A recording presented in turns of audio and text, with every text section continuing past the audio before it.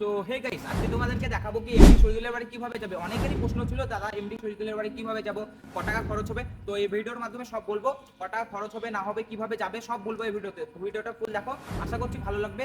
আর MD শহীদুলের সাথে কিভাবে দেখা করতে পারবে, কিবারে গেলে দেখা করতে পারবে, তো এই ভিডিওর মাধ্যমে সব বলবো। তো তোমরা ভিডিওটা ফুল দেখো। আমরা সব অপেক্ষা করছি ট্রেন আসার, এখনো ট্রেন আসেনি। ট্রেন আসতে কয়েক মিনিট বাকি আছে। আমরা যবারই আসি তবারই ট্রেন মিস করি, কিন্তু আজকে মনে হচ্ছে ট্রেন মিস করবো না।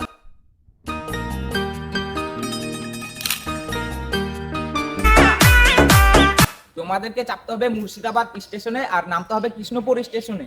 তো কৃষ্ণপুরে নেমে তোমাদেরকে স্টেশনের বাইরে চলে যেতে হবে। আর স্টেশনের বাইরে গেলে তোমরা কিন্তু টুকটুকি পেয়ে যাবে। আর টুকটুকি বালাদেরকে বলতে হবে যে মধুপুর মোড়ে যাবো, আর মধুপুর মোড়ে যাবো বলে তোমাদেরকে টুকটুকি বালাটা নিয়ে চলে যাবে।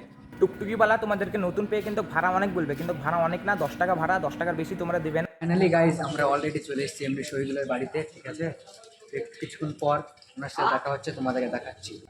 তো বন্ধুরা দেখতেই পাচ্ছ শহীদুল ভাই আমাদের পাশে আছে। যারা আমাদের নতুন গ্রাম থেকে আসবা তারা মুর্শিদাবাদ স্টেশন থেকে নামবা, ঠিক আছে, কৃষ্ণপুর স্টেশনে নামবা।